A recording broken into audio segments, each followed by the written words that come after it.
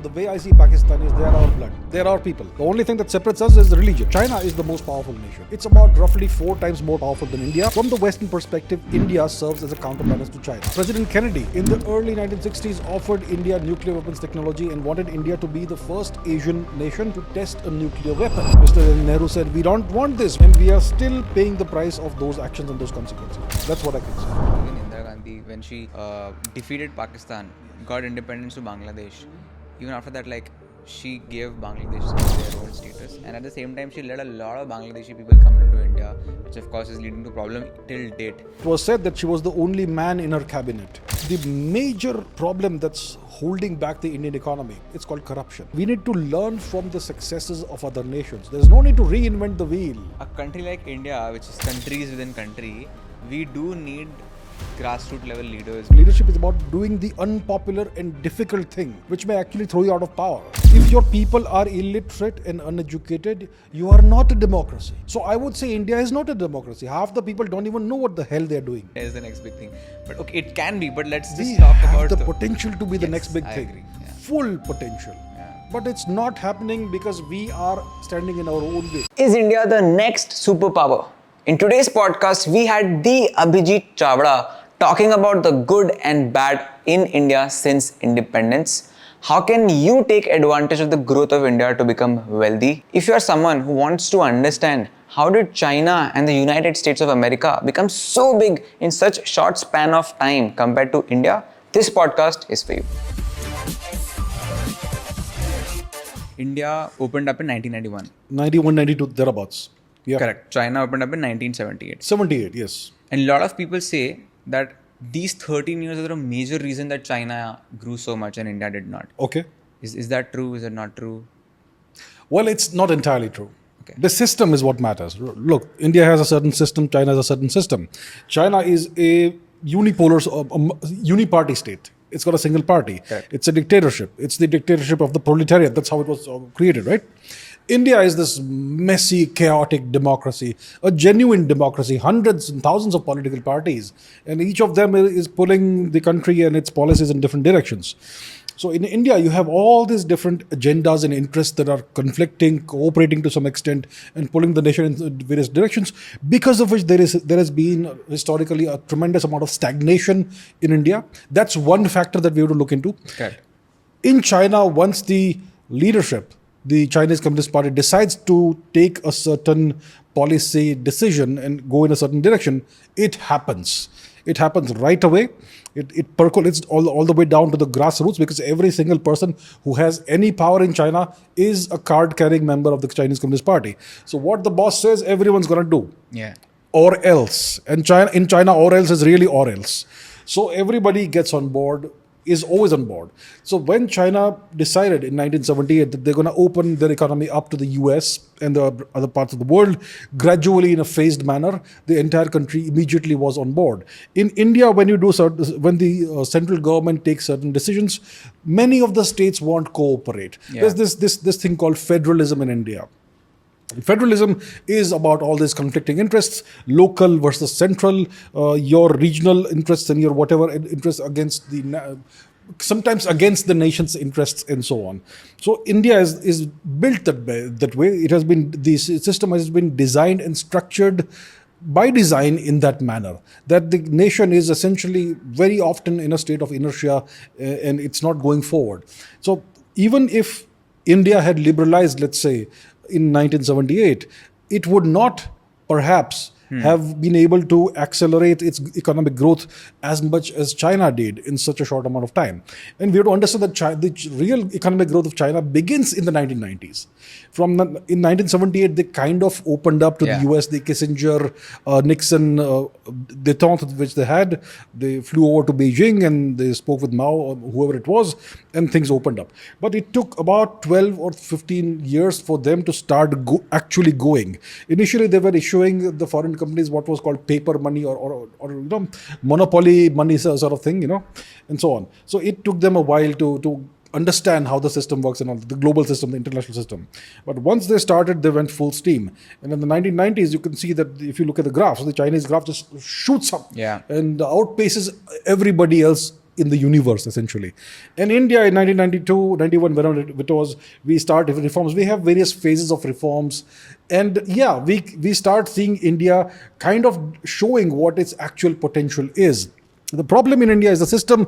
There is a lot of inertia. There are a lot of problems. There are a lot of structural, systemic problems. There is a bureaucracy which is overbearing. I'm sure there are lots of good bureaucrats as well.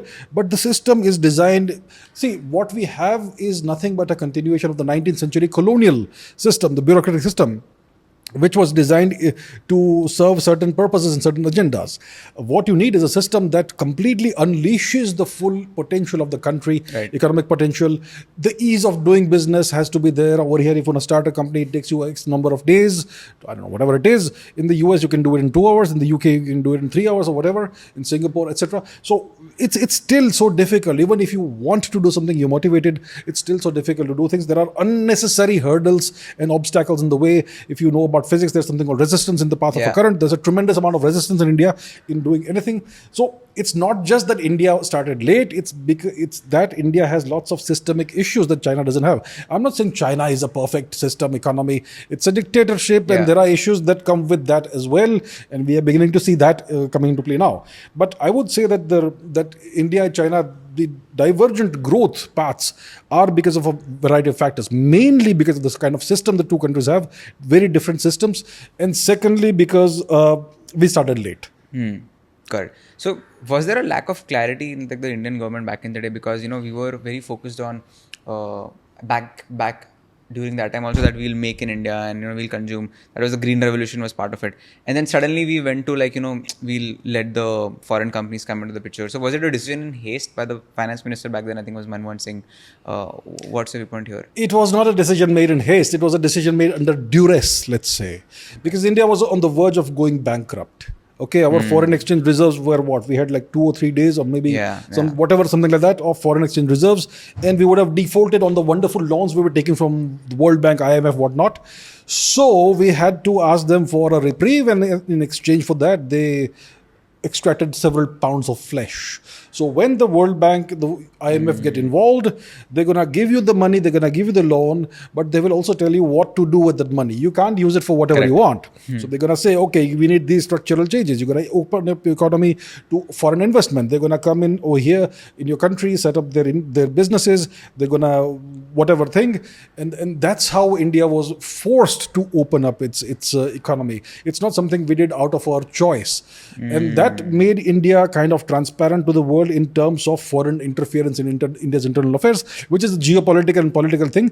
But yes, it kind of had the effect of finally letting Indians see what the world is like. Before 1991, 92, India, viewers today won't believe it, India was kind of like North Korea. Okay, it was a completely closed off country, insular, inward looking country. On the news, if you watch Doordarshan news, which came once or twice a day, one in Hindi, one in English, 80% of the news would be about which minister said in which ribbon cutting speech. You would have no idea what was happening outside the country and what the rest of the world was up to. So India was completely insular, inward looking. In 1992, whatever it was, it kind of changed that. Foreign TV channels came into India. So you suddenly got to see what's outside, and all these misconceptions that people in India had about Westerners and foreign people of other nationalities, those started eventually melting away and so on. So it was good for India, but it was not done strategically. It was done under duress. The opening up was done under duress. It was done on the terms of essentially the West. Because whether it's IMF or the World Bank, these are instruments of the West, and essentially the West means the US. Correct. So that is what happened. On the other hand, when it comes to China, they were able to systematically, strategically decide what they would allow, what they would not allow, and do so in a phased manner. And that's why they were able to get the right kind of technologies and companies into China. And they had policies which ensured that China got those technologies. And eventually today you see that they have the technologies. They are actually at the cutting edge of many of these technologies. So that is the difference. We did this under duress. It's shown as a fact that it's done very well thought process of like. Well, you gotta do that. But the truth is the truth, right? We did this under duress. We essentially had a gun to our head. Got it. And like for people to understand, what does opening up an economy even mean? Like for example, You can correct me if I'm wrong, but basically you allow foreign companies to invest, to take land, to build factories, and then to sell in the country. Like for example, if Apple comes into the country, they can build factories, they can hire people, they can sell their products, etc. And India did not want to do that until let's say 1991 or even after that, is because they thought that their domestic companies will be harmed. They don't have the capital, money, talent, innovation to handle the competition from these foreign companies, and they'll be destroyed. And India will be more or less controlled by the foreign companies. Is that the reason that country like India did not want to open up early? Well, it's complicated. See, in 1947 we get dominion status. 1950 we become a republic, and then we have the Nehruvian regime, the Nehruvian era, which was full state controlled socialism. Yeah. Private industry was kind of essentially verboten. It wasn't allowed. If you wanted to start a private company, you had to get about 800 to 900 different approvals, red tape, and you had inspections every other day and stuff. So it was almost impossible to do any business in India. Yeah. Which means that the state, the central government, and the government of India had a monopoly on essentially all businesses, all industries. So Mr. Nehru, the great, magnificent Mr. Nehru, believed in Fabian socialism. He was a Fabian socialist, which was about gradual, slow-paced growth, which is about 2%, 3%, the Nehruvian rate of growth, which is pejoratively called the Hindu rate of growth. Yes. But it's actually the Nehruvian rate of growth. So you did not really have too much private industry in India unless those were cronies of the government and whoever ran the government. So it wasn't about India losing its independence or India losing its sovereignty because of foreign companies setting foot in India. It wasn't about that at all. It was about complete control of the economy, and for whatever reason, they did not want India to grow at the pace at which it could have grown. I mean, look at 1945. China was devastated by the Second World War. And then you had the Kuomintang versus the Chinese Communist Party war also that happened, civil war. So China was devastated. China was in a shambles. Look at Japan in 1945. 2 nuclear tests on Japanese territory and the hundreds of bombings that happened, and see how quickly Japan rose back on its feet, with US help, of course. But imagine India at that stage. India had a fully functioning infrastructure that was the legacy of what the British built at our expense, and so on. So imagine what we could have done with a proper government that actually cared about the nation and its people and the growth. Yeah, right? yeah. So we missed the bus there. So the government wasn't like it was trying to protect the domestic industries. It was trying to protect its fiefdom. It had a complete control on the Indian industry, in economy, industries, all that. And if you remember, in the 1970s, Coca-Cola was ejected out of India. Yes. Because of whatever socialist reasoning that you are a foreign company, we don't like foreigners, out. That's what it was. So it was at the detriment of India that this happened. What you should have been done is that foreign companies should have been allowed to strategically invest in India under Indian terms and conditions in such a way that it was beneficial to India and also to some extent to the foreign companies. That was very important. I mean, the foreign companies have the capital. India has the resources. India has the mineral resources, whatnot, natural resources, and India has the demographic dividend, the population, young population, hungry to work and all that. That could have been a game changer for India if we had done those things in the 1950s, 60s, 70s. But we did not start until 91, 92, and we are kind of on a certain path right now. Yeah. So that's how it was. It was not about protecting India's private companies or anything. It was about just not allowing foreign companies. What was the agenda like? Because I've read up a little bit on Nehruji as well, and I don't get what he did in terms of a lot of things. Like for example, during the after he became the prime minister from 1947 to until he died, the 5-year planning, nothing seemed really planned, or nothing seemed like we're going towards this, we're going towards that. And then he gave up the UNSC also. He gave it to China for some reason. It's like, we don't deserve it, give to China. Yes. And like, I don't have the context of it, but what did he do for our country? And what was he driven by? Like, what was his incentives? I really don't know what drove him. What was the logic behind his actions? I mean, if you look at, I've spoken about this at length in the past, but if you look at the things that he has done, I mean, one wonders what was the purpose of doing all that. The Sultan of Oman offered India the port of Gwadar, which was an Omani possession. The Sultan of Oman offers this port to India for free. Okay, and Mr. Nehru says it's too far away, we can't take care of it, we don't want it, and then it is sold to Pakistan for 15 million or whatever dollars. Okay, so Gwadar could have been Indian. Today you have Chinese ships berthing over there. Then you have the Cocoa Islands north of the Andaman Nicobar archipelago, which was given away as a gift to Burma, and then it was offered by the Burmese to the Chinese, and today you have a Chinese electronic surveillance station over there. And you have the Kabo Valley in Manipur, huge fertile valley given away as a gift. Then you have the Kashmir issue. Our army could have taken back whatever was left of Kashmir in about 3 or 4 days, a week's time. He stopped them, he prevented them from doing it, and he went to the UN, and the problem still exists. Then you have China. When the Chinese invaded Tibet in the 1950s, they were starving, they were overstretched. There's lines of communication and supply were too stretched too thin. So Mr. Nehru supplied the Chinese soldiers with rice, which prevented them from starving and enabled them to successfully conquer and occupy Tibet. I'm not sure many people know about this. Then there is the United Nations Security Council issue. The Americans, the Soviets, both offered the permanent seat on the UN to India, and Mr. Nehru, it is recorded, has rejected this at least on 3 different occasions. And then he insisted that it be given to China because perhaps, in his opinion, China deserved it more than India. I don't know what the logic was. There is that. President Kennedy in the early 1960s offered India nuclear weapons technology and wanted India to be the first Asian nation to test a nuclear weapon. Mr. Nehru said, we don't want this. We don't believe in warfare. We want peace. And a couple of years later, China invades. If India had a nuclear weapon at the time, the Chinese would not have dared invade India. And I could just go on and on. I do not know what drove Mr. Nehru. I'm sure he was a good person. He meant well, but the path to hell is paved with good intentions. What matters at the end is what results you produce for the country. Nothing else matters. You may be a saintly person, but if you're a saint, please don't go into politics. Don't become a leader. Yeah. Okay, if you believe in Vasudhaiva Kutumbakam, in the Jataka tales, I believe the Vasudhaiva Kutumbakam is a cautionary tale. It is not something to be taken literally. It's a tale that tells us that if you believe the whole world is in your family, the lions and tigers and jackals will come and eat you up. That's what it says. Yeah. So today we use Vasudhaiva Kutumbakam as a slogan of which serves to show how great we are morally. We don't need to be morally great. We have to just take care of our country. So I don't know what drove Mr. Nehru. I simply don't know, but I know what he did and what the consequences have been, and we are still paying the price of those actions 100%. And those consequences. That's what I can say. 100%. And this continued even after he died, right? Like even Indira Gandhi, when she defeated Pakistan, got independence to Bangladesh. Even after that, like she gave Bangladesh their own status, and at the same time, she let a lot of Bangladeshi people come into India, which of course is leading to problem till date in that section, in the east section of our country. So why did that continue? Like, why did she not put a stop to it? And what was the logic behind that Bangladesh thing also? Right. See, Mrs. Gandhi did a tremendous job in breaking Pakistan in two. And it was said that she was the only man in her cabinet.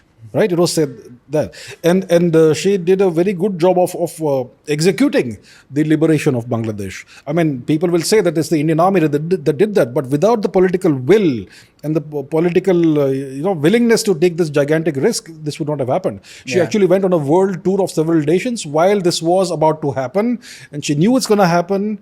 And it was very well planned and coordinated. So there is that. And then obviously we have the American and British, two entire aircraft carrier strike groups that came into the Bay of Bengal to bully India.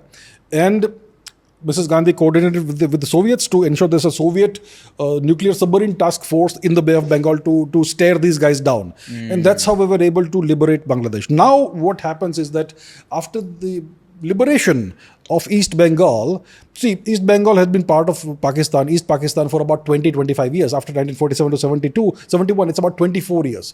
Just 24 years not part of India. Historically, for thousands of years, Bengal has been part of India. It's always been part of Bharat Varsha, Aryavarth, whatever you say. Right. So it should have been reintegrated into the country. And if it was not reintegrated into the country, then the refugees who had come into India fleeing from Pakistani genocide, they should have been repatriated. Well, I don't know why this did not happen. And then the Shimla Agreement happened, which was well, it kind of handed over the advantage to Pakistan. We gave back 97,000 surrendered Pakistani soldiers, the biggest mass surrender in human history. We gave them back without trying them for war crimes and genocide. Now, why did this happen is the question. That's the moot point over here. Why did this happen? I would imagine, see, a lot of people would want to blame Mrs. Gandhi for this.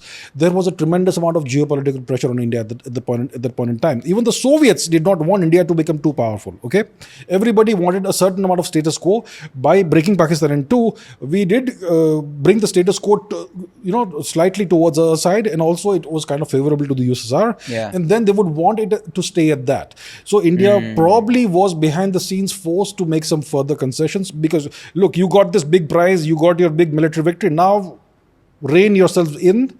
That's what I imagine. So I think India was at some level, there must have been some diplomacy behind the scenes. Behind the scenes diplomacy is very different from public diplomacy. Public diplomacy is all about curtsies and very polite people and all that. Behind the scenes, it's arm twisting, blackmail, whatnot, open, naked threats. Okay, that's what happens in diplomacy behind the scenes, behind closed doors. So I expect some of that would have happened, and that's why India was forced to give away some of the advantage to Pakistan. Pakistan occupies a very important position west of India, historically part of India for thousands of years. It's a temporary nation, Pakistan. Eventually it will revert to what it naturally is. Pakistan is a garrison state that was created to serve as a proxy for the British originally, because oil had been discovered in the Middle East region in Saudi Arabia, and they wanted somebody to safeguard that on their behalf. They would pay them something, the Pakistan something, and eventually the British ceased to be an empire, and the center of power was transferred from London to Washington, and the US took reins of the same empire, and things changed. So then Pakistan becomes a US vassal, so to say, US proxy, and then the Afghan invasion by the Soviets happens in late 1970s, and then Pakistan becomes very important. So today Pakistan is a very important nation, and that's the role it plays, and it's going to exist as long as the Americans and the Chinese want it to exist. Yeah. You brought this Pakistan topic up, and Pakistan they don't even have the power. It's basically being funded by the West, like all the wars, all the attacks, Kashmir, kehlo, kuch bhi kehlo. It's all to like balance of power. Like, okay, India is getting stronger. Let's get money into Pakistan to do something in India. We'll do it, 5 years slowed down in India. We'll do it again when in 2008, 5 years slowed down in India. Again, we'll do some Uri strike, 5 years slowed down in India. So that's how British or the US has kept the divide and rule alive by even fueling the weaker version and then fueling such regional hate and all that. Bangladesh was just 24 years, they were not part of it, but otherwise it's part of Bharat. Similarly, Pakistan was also part of India for longest of time. Only in recent times, which we just don't realize it's recent, like 1947 is when we sort of segregated. So it's been 80 years. Roughly. But at the end, they're the same people. Why do we give control to the West, or how can we get out of this loop? Yeah, excellent question. Look, the way I see Pakistan is they are our blood. They are our people. The only thing that separates us is religion. Okay? And when you have two family members who become estranged, the hatred is intense. Okay, as compared to some random enemy you have somewhere in your workplace or whatever. Okay, when it is a family member who is your blood and you become estranged with them, the hatred is intense. So that is the situation between India and Pakistan. Now, how did this happen? What is the deal? Look, there is a balance of power in the world, geopolitical balance of power. You can calculate a cumulative hard power score for each nation. Okay, based on its population, its area, its military spending, its economy, and other factors. You do all that, and you calculate a number for each nation. And if you look at any region in the world, like let's say the Eurasia region or the Asia Pacific region or Western Europe or whatever, there is a certain balance of power. Each nation has a certain score, and power is something that is like a force that pushes outwards. So overall, if you look at a region, you will see which nation is pushing outwards the most through its power and what kind of balance exists. So in Asia, you have a certain amount of balance. China is the most powerful nation. It's about roughly 4 times more powerful than India. From the Western perspective, India serves as a counterbalance to China. That is the limited utility India has in this context. So India is a counterbalance from the Western eyes to China, but India should not rise too much because that will be a problem, because India is capable of becoming the next China. So something has to counterbalance India. So that is Pakistan. So Pakistan counterbalances India, and right now there is this attempt to create a new Pakistan east of India, Cookie Land. Okay, and they are trying to hem India between two Pakistans. So that is happening right now as we speak. Okay, the Bangladeshi Prime Minister has complained about this in public. So Pakistan is a counterbalance to India, but Pakistan also should behave itself. So the Taliban is a counterbalance to Pakistan. That's the game being played at multiple levels. It is alleged by highly placed sources that the Americans are paying a stipend of between $50 to $80 million in cash every week to the Taliban. Okay, so Taliban did not conquer Afghanistan. The nation was handed to them on a platter. That's what happened. So every nation has a certain amount of utility in the eyes of the West. The US is the sole superpower in the world. It essentially runs the world. It controls the so-called rules-based world order. It controls the entire global economy. It has more than 800 extraterritorial military bases all across the world outside its territory. Powerful, yeah. That's what makes them powerful. Power projection. And the nation that scares them the most is not China. The Americans will talk about China until the cows come home after grazing, but the nation that scares them in their sleep, in the nightmares, is Russia. Russia is a near superpower, a gigantic nation, a pan-Eurasian nation, and the world's most powerful nuclear weapons power. Hard power, Yes, and they have the means to send those gifts wherever they want, those packages, nuclear warheads. So the Russians are what scare America. But coming back to India and Pakistan, Pakistan has a very simple, limited utility for the US. It is a counterbalance to India. Initially, it was served to project power in the West Asia region as a proxy of the UK, and that's what it is. So what do we do about this? That's the question, right? Well, to do this, see, there are only, I would say, 4 genuinely sovereign nations in the world. The US, Russia, China and India. And when you are the most powerful nation, you are genuinely And when you say sovereign nation, you mean no army of other countries inside the country. That is one factor. And secondly, nobody is able to interfere in your internal matters. Correct. Through cyber means or whatever other means. Right. Through proxies within your nation. So when it comes to that, India does have some proxies allegedly on its soil that are proxies of other nations. But that game everybody plays. Okay. So there are 4 genuinely sovereign nations. The most powerful is the US with a hard power score of about 94 or something. Next is Russia with a hard power score of about 55, 56. Then it's China with a score of about 16. Then you have India with a score of 4.9. These are the 4 genuinely sovereign nations. For India to end this threat of Pakistan, and Pakistan, when I'm talking about the threat of Pakistan, I'm talking about the Pakistani military, not the people. The people are victims. The people of Pakistan are victims. They have been groaning under this weight, this burden of the Pakistani military for the past 70, 80 years. Correct. So to ensure that this finally ends, this terrible thing ends, we have to rise as a nation. We have to increase our hard power score, which means we have to build up our economy to 5, 10, 15 trillion dollars mark. And our military power should also be commensurate in its expansion. And we have to improve our power projection capabilities, which means Navy. We have a God-gifted geographic position. We dominate the Indian Ocean region. We jut far down into the Indian Ocean region. We should be a maritime superpower. We haven't done that thus far. We have 15, 16, 17 submarines. Are we kidding? The North Koreans have more submarines than us. So we need to do that. We need to build assets. We need to build assets that which distribute our lethality instead of concentrating lethality on 4 or 5 big powerful assets. So we need to do all these things. So the solution to the problem is India needs to grow. India needs to rise in a non-threatening manner as long as possible. And obviously we are not a hegemonic nation. We don't covet other nations' territory. We have never been the way the Chinese and the Americans have been, or the Westerners have been. So that's what India needs to do. Got it. Now, this brings back me to because you mentioned that we need to become bigger and bigger as an economy. First, we covered the liberation perspective. Now, second is in economics, if you need to grow, one is investment-led growth, right? Like China did that very well as well, using debt as a tool. The interest rate were low and back then in China as well. And India, what I read according to my research is that even though India tried to give debt to the people and to the business people, all your major businessmen, it was not utilized the right way. Now, what I mean by that is that even while growing up, I've seen a lot of NPAs happening, non-performing assets. Yes. Right? We've heard about 10,000 crore loan being taken and the banks running away and all those people. And not just one case that we might think of, multiple cases is what has flashed in the news with 10,000 crores, diamond person with 4,000 crore I remembered. So I can literally tell you right now 30,000, 40,000 crore, which is in my head. So I'm assuming it's way bigger and it must be happening since couple of decades. So investment-led growth was not ever able to probably do what it could compared to China, because as you mentioned, China, it's much simpler and straightforward because of course it's autocratic. India, it has much more layers and all that. So the compounding never happened. Like their liberation happened, the process was set. Now the investment-led growth happened because of that. In India, this did not happen properly as you explained, and then the investment-led growth also did not happen because of NPS. So what do you think about this China? So I would say that the major problem that's holding back the Indian economy is that the system is designed to do something that it is not supposed to do. It is designed, it is constructed and created in such a way that it does things that it officially is not supposed to do. What is this called? It's called corruption. Okay?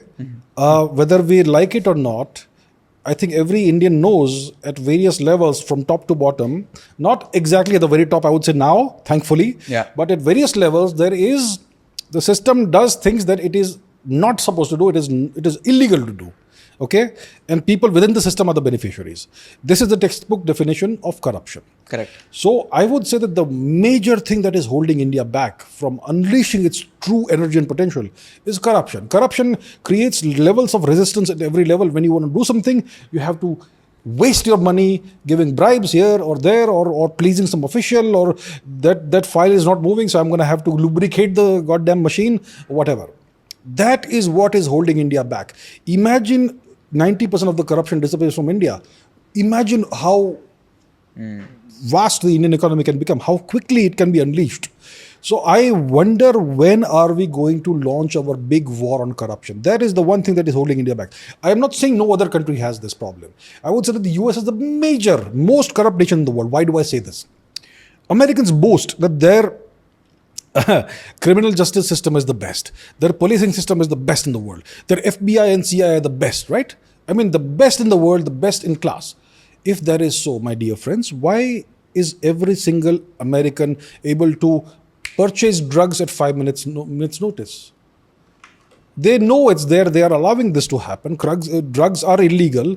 In the 70s and 80s, when I remember, there used to be this concern about kids having access to cigarettes. Yeah. Well, cigarettes are nothing compared to hard drugs, and every American can access drugs. So America is corrupt, tremendously corrupt. So I'm not saying it's only India. Look at China. China also has tremendous corruption within the Chinese Communist Party. But the corruption doesn't hamper the national progress and growth in China. Okay, to some extent it may, but not the way it does in India. So I would say the one thing that is the major thing that's holding India back is corruption at various levels. You want to start a business, you want to do anything, every business person knows what happens. So I would say that is one thing that needs to be fixed. And obviously, ease of doing business is there. We need to make it as easy as possible to people with the motivation and the drive to do something, to solve problems, to conduct their businesses. And obviously investments, it should be easy to get investments. And NPA, you mentioned NPA is non-performing assets. I think it was the norm in India from the 1950s onwards.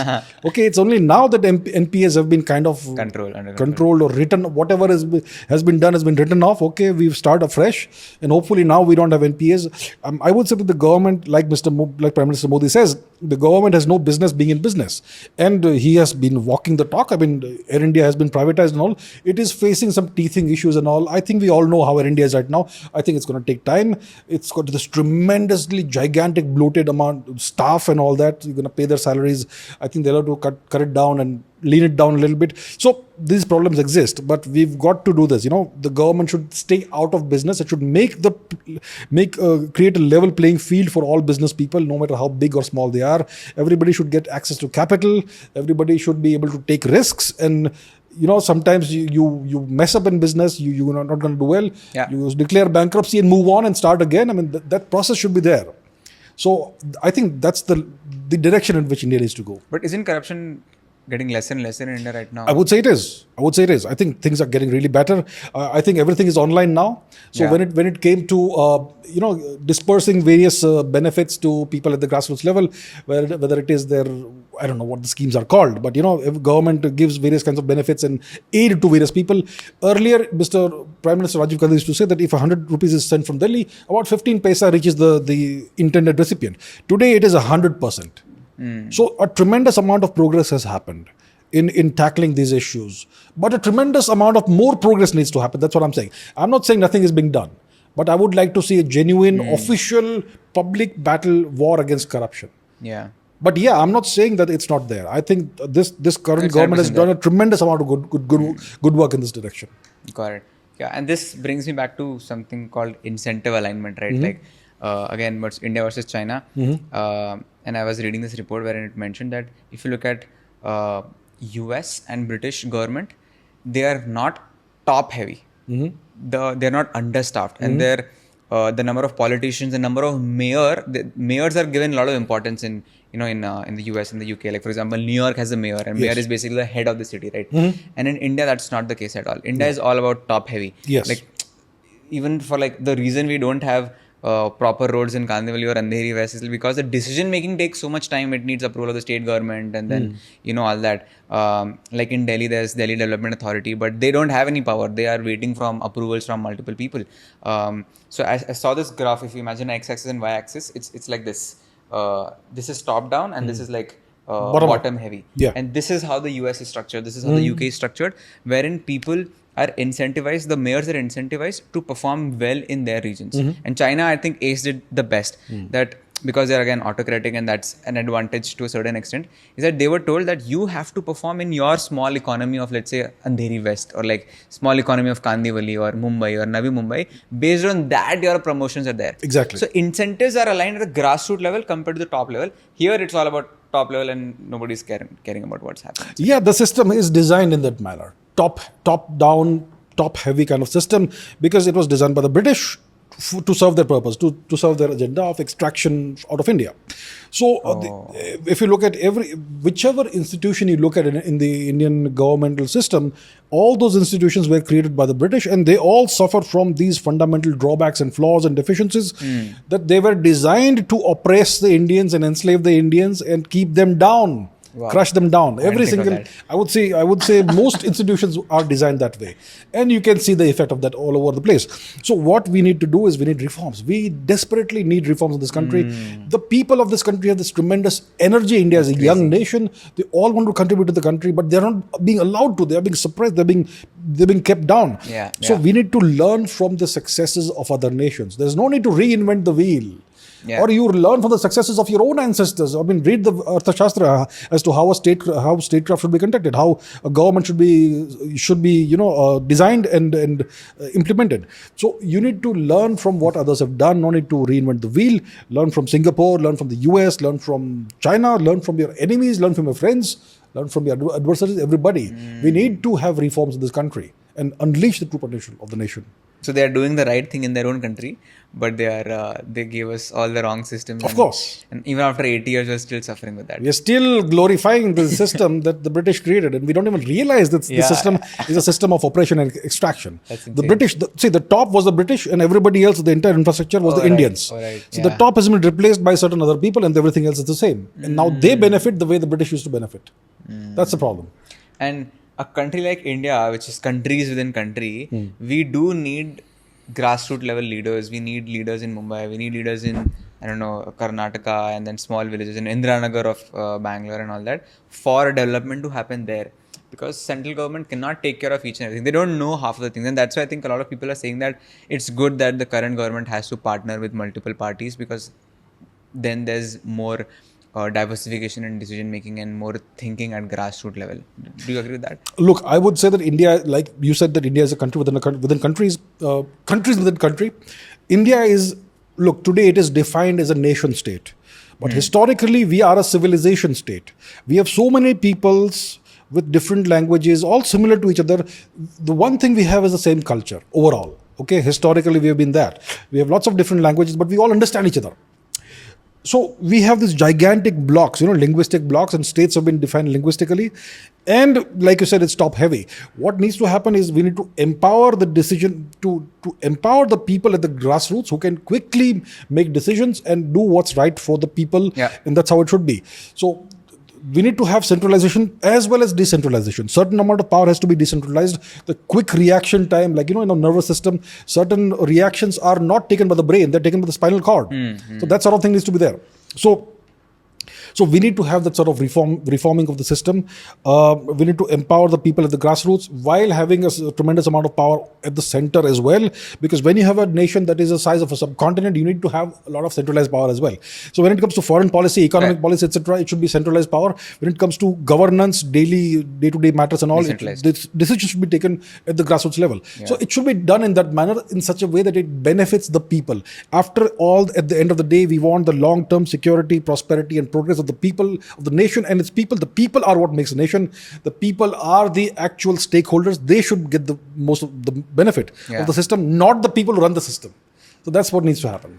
But again, incentives don't align here, because even though the British made the system, the current people in power, why would they want to decentralize? Absolutely right. Absolutely right. Look, these guys, girls, ladies, gentlemen, whoever is in power today, whether you are a district corporator, like you say, municipal corporator, or MLA, or MP, or whatever, they have all come to power because of the system that exists. Why would they undermine the system? Exactly. So true leader, this is where we talk about leadership. True leadership is about taking unpopular decisions. It will be popular at the grassroots among the people who have no power, but it's going to be deeply unpopular among the people who have benefited from the system if you try to reform the system. Exactly. So leadership is not about being popular. Leadership is about doing the unpopular and difficult thing, which may actually throw you out of power. That's what true leadership is about. That's why there are very few genuine leaders in world history. I'm not talking about today. Historically, very few people have the force of character and the force of that vital energy that can, push everything aside and get the right thing done. So that's what we need. Is there anything we as citizens can do about it? Like, how can we make it accountable? And is there any other country, like, is China, with China is very clear, we are in power, end of the story. So their incentives, I'm thinking, is we have to make China more powerful, because we will get more powerful by making China more powerful. Yes, it's aligned. Yeah, exactly, that's aligned. Yes. With India, it's like, we have to be in power within India, and that's how you're powerful, and we have to fight with the other parties and this party and that party, and of course we'll slowly maintain this also. So like multiple incentives going in multiple directions. There's no focus. Conflicting interests. Yes. So according to you, what's the solution to this? There's no easy solution to this problem. Yeah. Look, I would say something very unpopular here. When you have a nation the size of a subcontinent, a gigantic civilization state, you need a very strong power center. Look, I'll just ask you this question straightforward. Yeah. Think about the last 2,500, 3,000 years of Indian history. Think about the greatest rulers we have seen and the greatest people who have served the nation. I can think of Chandragupta Maurya, who unified the subcontinent, and his grandson Ashok Maurya, who was a very cruel emperor, but he was great for the people of the country, of the subcontinent, because he unified everything and people enjoyed a great quality of life and all that. Then you have Kanishka the Great, who did more than I would say anybody else in spreading Indian culture worldwide, civilization worldwide. India was great under him. Then you have the Gupta emperors who did so much for us. You have the Cholas, Rajaraja Rajendra Chola. You have Chhatrapati Shivaji Maharaj, and I apologize if I missed a few. Think of the greatest, the periods when our country has done the best. What form of government did we have at the time? Did we have an electoral democracy? Was the king or the emperor elected? No, they were not elected. What's a monarchy? What's an imperial system? It's a dictatorship. Correct. But even in these dictatorships, when you had, go back 5,000, 6,000 years, 10,000 years, Lord Ram, Lord Krishna, they were kings. They were hereditary monarchs. They were not elected by their people. They were also, by today's terms, they were dictators. Yeah. So you had dictators at the top, and you had a certain kind of democracy at the bottom level, where people could elect their own local officials and they would be accountable to the people. It was a hybrid system that we had. India always had historically a hybrid system. We had democracy at a certain level, but you could not question, you could question the guy at the top, and you could if the guy was really bad, you could have him ejected through whatever means. So that's the kind of system we had, and that's been what has always worked for us. Today's democratic system, okay, it is democracy, wonderful, everybody gets to vote once in 5 years, but do you get to participate in governance? Democracy is not about voting once a year. It's about actually having your rights and interests represented, and the people. See, look, you can't even vote for your prime minister. You can only vote for your local MP, and then these MPs will get together and decide who's the prime minister. Yes. Why is it this way? Why can't you, I mean, at least you should have a presidential system in the country. Yeah. The minimum we should have is a presidential system, or we should have a hybrid dictatorship like better than what the Chinese have. I mean, look at the United States, okay? The US is a democracy, right? The US is a two-party state, the blues and the reds. Okay, you have the Democratic Party and the Republican Party. And both these parties have the same economic policies and the same foreign policy and the same military policy. Yeah. So it's actually a uni-party state. And even if you say it's a two-party state, I mean, it's just one step above North Korea and China. Okay? And today you have a president. He said what? He called the president of Ukraine Mr. Putin, and he called his vice president Mr. Trump. So he has no idea what he's doing, but the nation is running itself, isn't it? So there is a center of power that is extra constitutional, extra democratic in the US, an unelected center of power. So the US is actually a dictatorship, an autocracy masquerading as a democracy, because that's what works for the nation. That's what it is. So there is no genuine democracy in the world anywhere. Okay, any democratic system has certain things that are unseen and hidden, and most people are not supposed to know about this. So I would say that the best system is what serves the country the best. At the end of the day, the system and its leadership and the government is supposed to ensure the long-term prosperity and progress and security and territorial integrity and cultural demographic integrity of the nation and its people. Long-term, I mean, the next 200, 300 years. That's how long-term we're thinking. Yeah. And if the system is not serving it, then to hell with the system.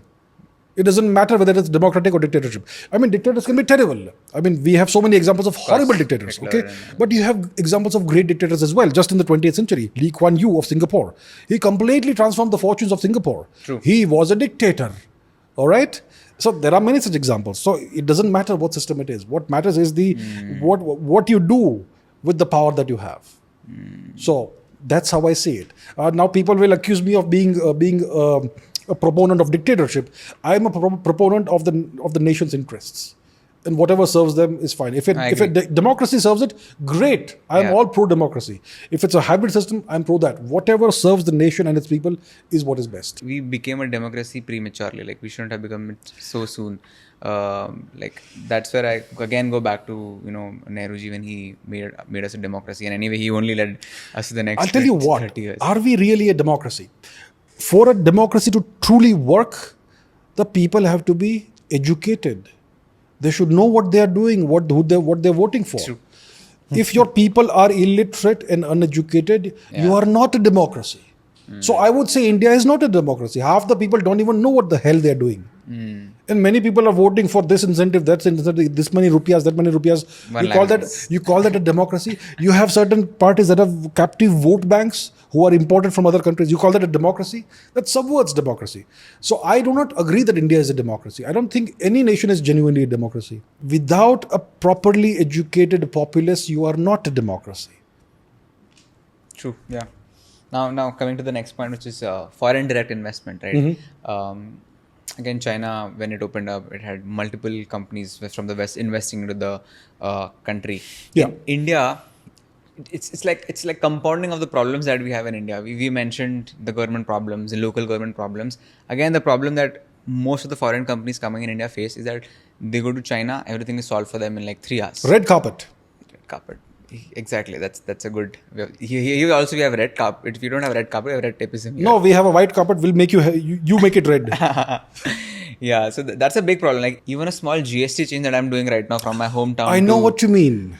It's such a pain in the neck. It's a pain, and it's expensive also for the and not for like direct payment expensive. It's expensive. I mean, tax compliance is such a hassle. Yeah. Such a pain. Why is it so difficult just to pay tax? Why can't you simplify the system? I'm not against paying taxes, but make it simple. Why is it so difficult? I mean, there are so many issues in this country which can be straightened out. I mean, if you are a foreign investor who is thinking of investing in India, Yeah. first of all, I want to set up a plant to manufacture whatever. Let's say Tesla rockets in India. Tesla rockets, that's weird. SpaceX rockets. SpaceX rockets. Okay. So I'm going to need land. Now it's going to take me how many years to get the land? That is the biggest problem. First big problem. Then how many permissions and certificates and whatnot do I need to get? Then when I get that place, that land and all that, then the local politicians, municipality people will come and bother me for this or that. I got to deal with them. Yeah. You're going to learn a whole new universe if you come into India. I just want to come here, throw my money at you people and do my business. And I want to make profits and hopefully you guys also get something out of it. That's all it is. But you're not allowing them to do it. Instead of rolling out the red carpet, you are putting up all these barriers in front of them. Why would anybody come in? We need foreign investment. We want all the manufacturing to happen from India, but then make it happen. Yes. Make it easy for them to make this happen. I mean, people are talking about China plus one now. They want to have alternatives to China. The logical alternative is India, this gigantic nation with a huge workforce who need jobs. We can manufacture, set up your plants over here, put your machines here, teach whatever skills the locals need and have them do it. But instead of that, I hear that people are going to Vietnam and whatnot. Correct. Indonesia. Right? Indonesia, etc. These smaller nations. So what is driving them away from India? The government needs to think about it. Solve the problems, make it happen. I don't care what the problems are. I don't care what the excuses are. I need results. The people of India need results. So I think this needs to happen. I mean, whatever the issues are, at the end of the day, the only metric, the only yardstick by which you measure the performance of a leader is the results he or she provides. That's all that matters. I don't care how much, whether they sleep 18 hours, or whether they stay awake 18 or 20 or 23 hours a day, or how much they work. I don't care. Yeah. What matters is results. That's the only thing that matters. So that's what we need to see. Correct. Yeah. And this is what I'm enjoying, right? Like, you're not denying any of the problems. Most of the people I meet, they're like, no, India is the next big thing.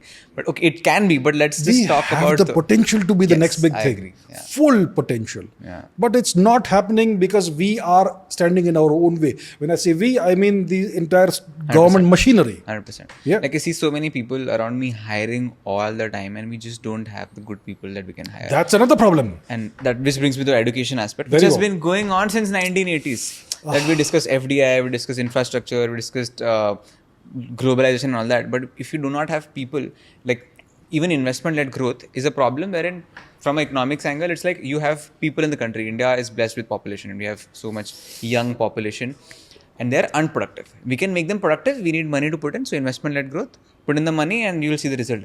But they need to be educated also. What will you do by giving 100,000 rupees to a person who's uneducated? You will just probably spend it on a gambling app or something like that. So education again comes back and bites us back.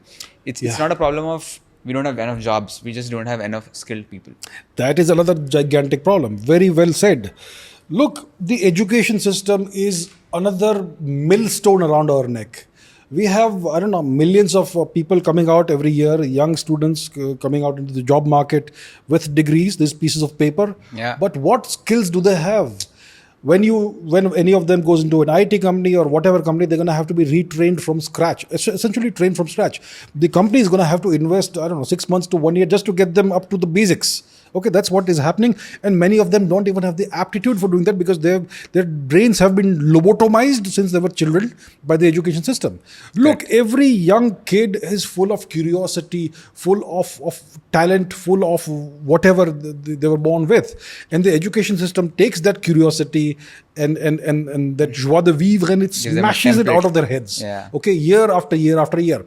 You know what teachers like? They like obedient students. They don't like students who ask questions. So you're not allowed to ask questions and you have to ask permission for everything. May I stand up, madam? May I sit down, teacher? May I go to the loo, teacher? Can I breathe, teacher?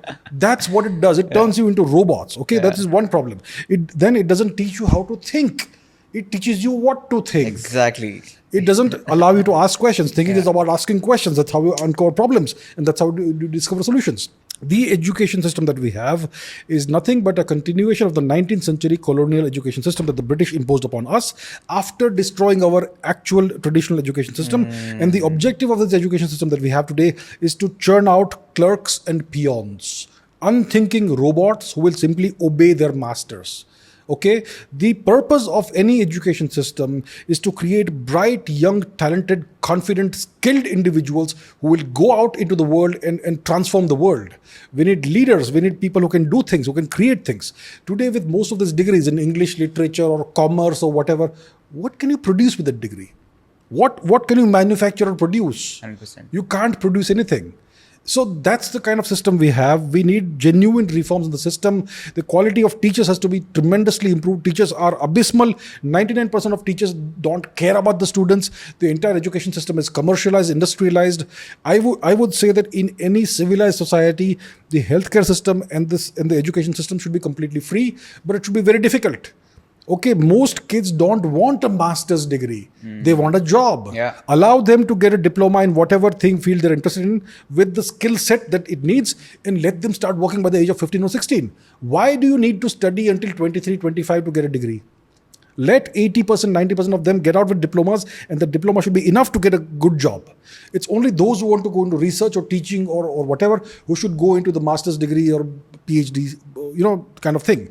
So we need these deep structural reforms in the education system. The purpose of the education system is to churn out tremendously gifted, skilled, confident young leaders. Okay, that's the purpose. And the stakeholders in the education system are the students, not the goddamn teachers. Yeah. I'll tell you what the problem is. Today in the Indian education system, the staff and the teachers are the stakeholders. And we are being taught, we are forced to learn everything in a foreign language. Today, you can't get a job in this country without a good knowledge of the English language. Yeah. So as a kid, I'm 3 years old, my mother tongue is whatever. Now I go to school and I say A for apple, B for bear. What the hell is this? So you have to first learn a foreign language and then study in that foreign language. Kids learn the best in their mother tongues. Why are we so anti-Indian languages? I am a product of that. I am more comfortable in a foreign language, English, than in my own mother tongue or any Indian language. That's the problem. Look at the Chinese. I mean, you know what they say? That without English, there is no progress. English is the language of science. Quantum mechanics. Who are the fathers of quantum mechanics? Niels Bohr, Danish, Albert Einstein, German, Louis de Broglie, French, Enrico Fermi, Italian. Not a single one of them was their mother tongue was English, apart from Dirac, and they all wrote their papers in a non-English language. All the papers that gave birth to quantum mechanics. Look at the Chinese. Their education system is in Chinese. Look at the Japanese. Look at the Germans. Look at everybody else. We are the only slave-minded sheep who continue to offer education system in the English language. English is an inferior language. It's a backward language. English doesn't even have its own script. The script the English language uses is the Latin script, which was developed for Italy. English had its own script, which was eradicated. So English is a backward, inferior language compared to any Indian language. I would say that historically, the only civilizational language we've had is Sanskrit. We should bring that back, just like the Israelis were able to revive their civilizational language, Hebrew. But I think that's a step too far. I'll get too much opposition if I say this. 1 million people will have political reasons for opposing this. So at least reform the system. You can think about the language issue later, but the system needs reform. And I think that's why travel helps so much. Because I started to realize these subtle situations or differences when I traveled. When I was in the UK last year, I was like, UK is much better than India. Why is it being told that India is the next big thing and all that? And then I went to Europe. Of course, I thought, okay, Europe is not that great. India is good. But then the more I travel, the more I see different culture, different economies, the more I realize the problem with the Indian culture or the Indian systems and all that. And I think that is somewhere missing. Of course, I have the privilege to travel and most of the Indians do not have the privilege. So they are in that bubble and nobody's there to educate. Now via content and of course people like you and who are talking about it, we at least start thinking about it. But I think we're still very far away from letting this. Yeah, I agree. I totally agree. Indians, the problem is that we are still a low income nation. The per capita GDP is still very low, and that's why Indians don't have the privilege to travel. The more you travel, the more your horizons broaden. The more nations you visit, the more peoples and cultures you experience, the more of a broader understanding you gain of the world. It gives you a whole different perspective, lots of different contexts to think about, contrasting and comparing and stuff. So yeah, most Indians don't have that. They only have one worldview, that's the one that's come from the education system and the media. And that's what they are stuck with, and that's why I don't blame any people in India for whatever they believe. It's not their fault. They are victims of the system. All of them have tremendous potential, but they are on various paths which are detrimental to the country, to themselves. Most Indians never reach their true potential. Yeah. They don't even know what they're capable of because of the beliefs, the limiting beliefs, the education system, the teachers, the textbooks, and the media and the entertainment industry, whoever it is. It's all part of that, and that all creates this thing. Like from a business perspective also, there's a brain drain controversy has been going on since years, and I think 85,000 people last year left their Indian passports and went to the US and other countries. That tells me that now that with discussion also, and you can correct me if I'm wrong, but it feels like the government or the structural level, there are more changes required first for entrepreneur businesses to come. Like there have been so many businesses who came in education, like the biggest of the names, raised because of the funding, and now they are nowhere. So it does tell you that incentives again are not aligned somewhere between the private sector and the government sector. Because there was such a brute force of funding and money and K-12 education involved, and still we're not able to do a lot even for 15 years. Tells you a lot about not just the startup but also the country. Like, did we not have the right reforms to support that education system? Did the government not support that startup or different, not just one particular startup but other startups to grow in the right direction? Because as an entrepreneur, I am thinking, okay, there are so many problems that I can solve. But if I go deeper into it, it feels like I cannot solve it without the support of the government. And they won't support you. The system won't support you. The system will make you swim against the current. Exactly. Yeah. So this is a very direct metric of how big the problem is. Brain drain. People leaving the country, people giving up their passport, taking another passport, or people just immigrating on an H-1B visa or whatever. Just get out of the country anyhow. Kids spend so much money. Their parents have to spend so much money to give them, whatever degree in the West or in Australia or even China or Uzbekistan or whichever country. Anything except for India. That I've heard that people even study in Bangladesh. Okay, so that is where we are, and that tells you that there's a deep-rooted problem in this country. So when people ask me about this, what should I do? I love my country, but I'm getting this offer here or there. I say, get the hell out of the country. Okay, go wherever you want, wherever you're getting an offer. You work there, you make something of your life, you acquire the skills, you acquire the experience, acquire money, become wealthy, and then when you're in your 30s or 40s, if you still love your country, then why don't you come back and do something for the country? But without becoming a person of substance, you can't do anything. Very true, very true. So I always say, if you are getting opportunities, go pursue those opportunities. First, make something of yourself. And then eventually, when the time comes, come and serve your country. Great, you should do that. And that brings me back to America and the American dream. No matter how many flaws they have made sure that entrepreneurs are able to thrive in the economy. Absolutely. Now, nobody's stopping them. They're doing them, and it's one of the reasons they're the super economy part, right? Like, my top 5 US stocks are my top 5 stocks are US stocks. Like, it's Meta, it's Google, it's Nvidia, of course, now the biggest company in the world. Like, what's happening?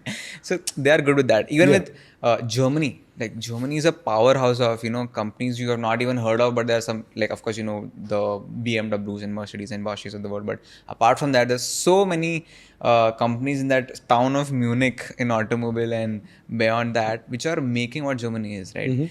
And you think about India, there are like 3, 4, 5 companies that you can name off, which also with a lot of support. And that's the thing, right? We have to ask ourselves, why are we not producing the next SpaceX or Tesla or whatever, Alphabet, Google, Facebook, Twitter, X, whatever? Why isn't any of this coming out of India?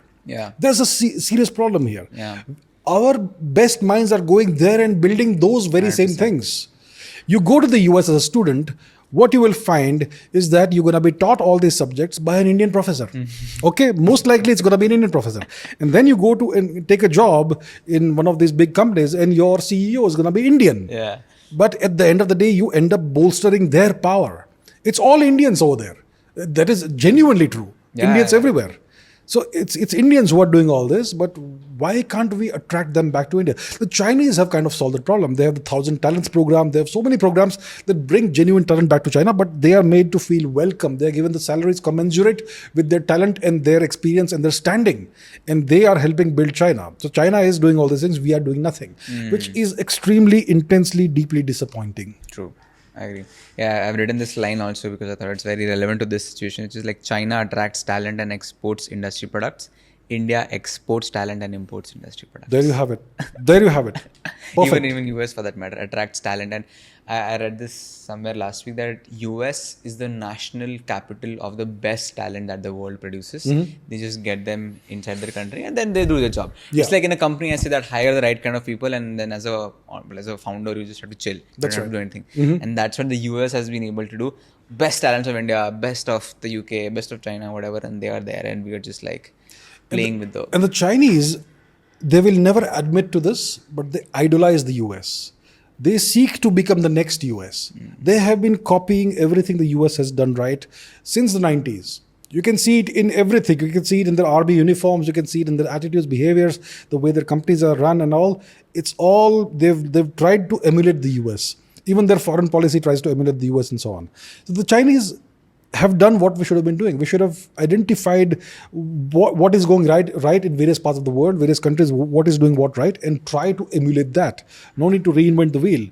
But we are stuck in this moralizing loop, and we were once great and all. Okay, it's great that you were once great, but what about today? What are you doing? Raise your standards. We're not doing that. So, like, what are the major factors or differences between the US and India? Like, we discussed a bunch of it, but I only see liberalization as a tick mark between India and China. Rest everything we tried doing, but we failed at. FDI we tried doing, but we failed at. Investment-led growth we tried, we didn't fail at.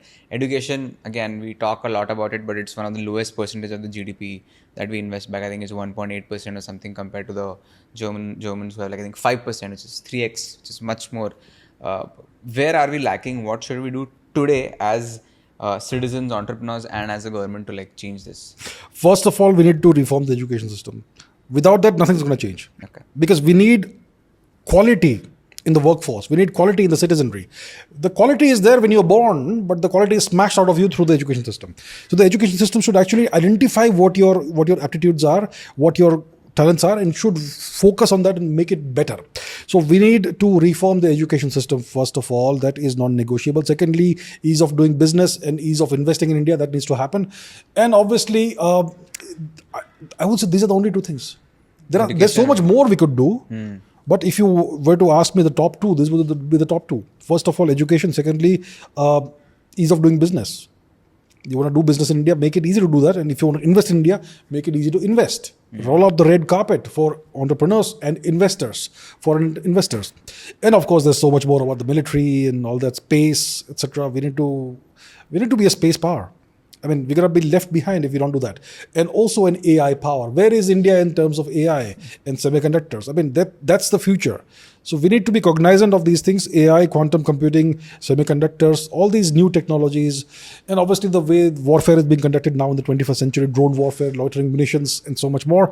We need to learn the lessons of the Ukraine war. I could go on about this, but if you ask me top two, the education system and ease of doing business, whether you're a citizen or a foreigner.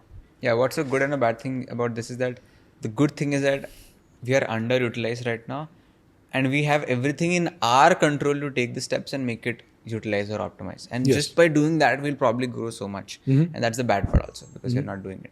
I think that's like a double-edged sword, which you're not doing it. And now somehow being lucky enough to be in Mumbai and living the urban life in the last 4-5 years, I think a lot of growth and attention needs to be given to tier 2 and tier 3. Oh, I totally agree. And we're not doing that. That's where the underrelation is, because tier 1 people are going abroad. Tier 1 people have the access and money and capital and probably don't care much about it. Jo ho raha hai. We are very well off and we don't care much, is what I am trying to generalize it here. Of course, there are exceptions, but that's what I see. Like even my attitude has changed. Like in tier 3, when I studied in this city called Talcher. It's like in Odisha, 100 kilometers from Bhubaneswar. Okay. And I studied until 12th there. So the exposure was nothing. I didn't even see the E of exposure there. And then suddenly I went to Delhi University for like college. I studied economics honors there, and I was like, what's happening?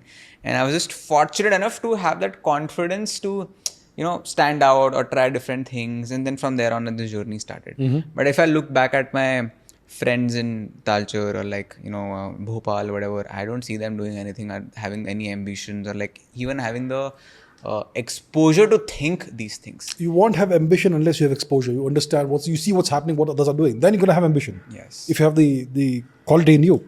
So yeah, exposure is extremely important. We need to empower the folks in tier 2, tier 3 cities, villages, rural areas, etc.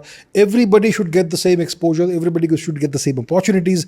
We need to unleash their potential. There's a tremendous amount of latent potential in India. Yeah. Look, today India is growing at 6, 7, 8% per year. Despite all these problems, we are growing at this rate. The fastest growing large economy in the world. Imagine we start addressing these problems one by one, and over the next 10, 15 years, we solve the problems. Imagine what we'll be able to do. Yeah. So I think we should be optimistic. We have so much potential in this country. India has the potential to be genuinely the next big thing. If we get things right by let's say, if we start getting things right now, then by 2050, 2060, we're going to be a whole different beast. That's the kind of potential we have in this country. So I am extremely optimistic about this country, despite the problems. I'm very bullish about this country, this civilization. I believe we have the most talented people in the world. The children that are being born today, they are the next leaders of the world, inventors, all that.